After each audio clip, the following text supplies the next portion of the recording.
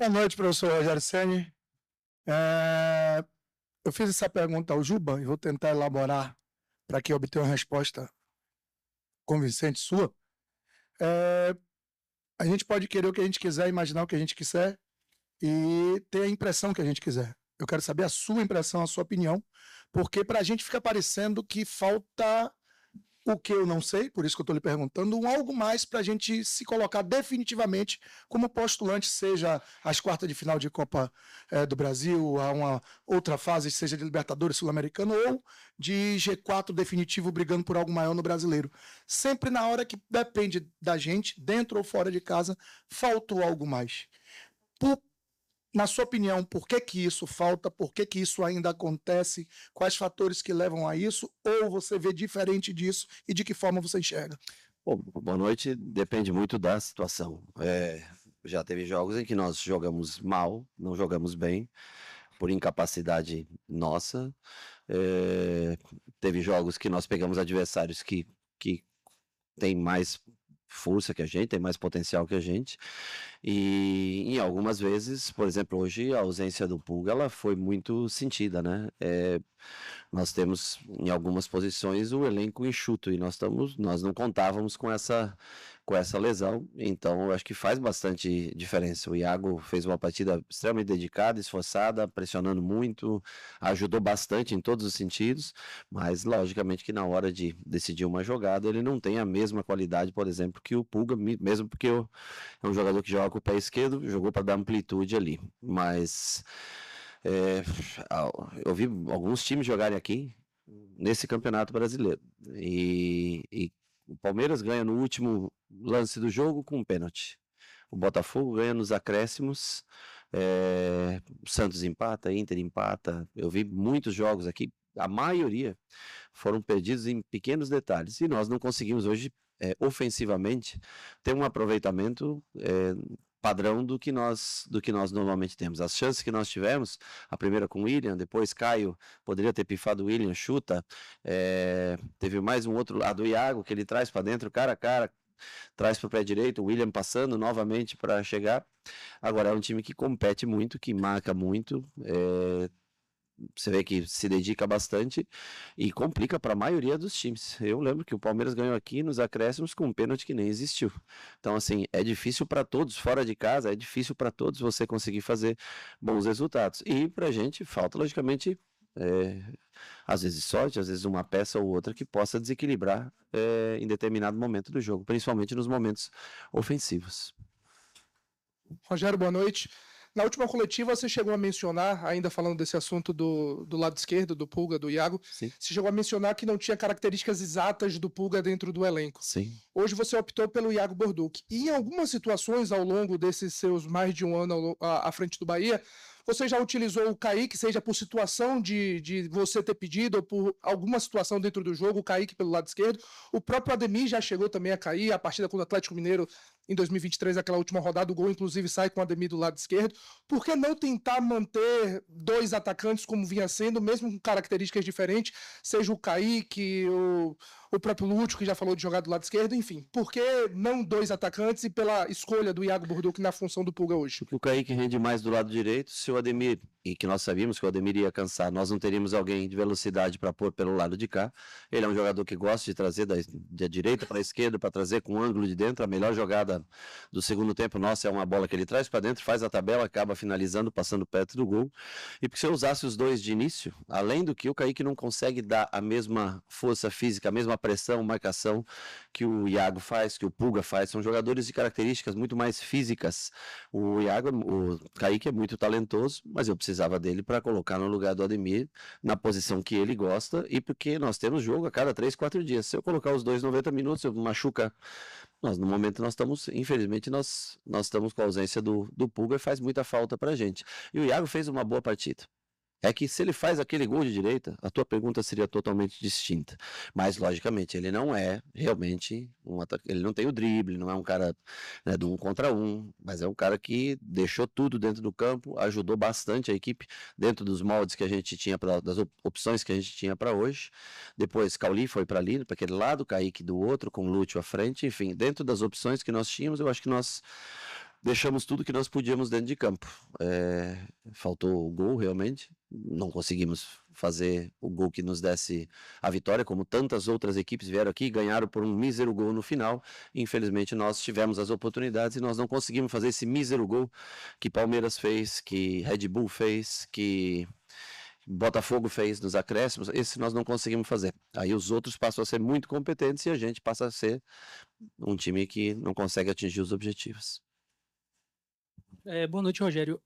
Muito se foi dito durante as transmissões, né, durante a transmissão que a gente estava fazendo, que as pessoas estavam achando que estava demorando muito a fazer as substituições. Isso se deveu porque você entendeu que havia um equilíbrio que dava para postergar um pouco as substituições, ou porque você também estava querendo postergar com que os atletas que entrassem, né, eles tivessem mais tempo para poder descansar, de repente, para uma sequência de Copa do Brasil? Não, eu acho que o time foi feito, corremos alguns riscos contra o Retrô para ter esses jogadores descansados para hoje. No primeiro tempo nós dominamos o primeiro tempo, não fizemos o gol, mas nós praticamente fomos donos do jogo no primeiro tempo.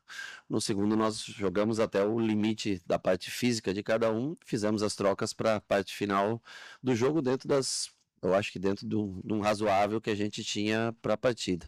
Mas é o que eu falo, tudo vem de trás para frente. Se a bola, uma dessas bolas que nós perdemos, o gol se entra, nós estaríamos fazendo da grande partida do Iago. Então todo mundo analisa em cima do resultado para trás, né? Então eu não acho que foi demorado. Eu acho que tem jogos aí que você vê, tem treinadores que trocam 2 jogadores numa partida só. A gente normalmente troca os 5 jogadores. Nós colocamos o time que estava mais descansado, o time que praticamente muitos só entraram na parte final do jogo contra o Retrô, e esses tinham que entregar mais na parte física do que aqueles que já haviam jogado no último jogo. Então nós tentamos até o limite com praticamente o time titular que a gente joga sempre, o time que começa a maioria dos jogos. Boa noite, professor. Mais de 20 dias de janela aberta. Ano passado e no final da temporada, o senhor tinha dito muito pra gente que essa janela do meio do ano o grupo vê muito como reposição. Você já falou em alguns momentos sobre a situação de zaga, de meio campo. Como é que tem visto isso? Já que o torcedor ele cobra, você fala por várias coletivas de elenco enxuto, fomos para um jogo com 2 zagueiros, hoje sem uma peça substituta direta da posição do Eric Pulga. Como falar para o torcedor o que é que está sendo feito, como é que está sendo trabalhado com relação a reforços para a equipe na temporada? Como é que o Bahia vai focar nessa temporada com relação a reforçar esse elenco agora? Nós estamos tentando trazer um jogador, já falei na última entrevista, um jogador, acho que antes até da lesão do Pulga, eu falo para você dessa situação, né? Nós sabemos que nós precisamos.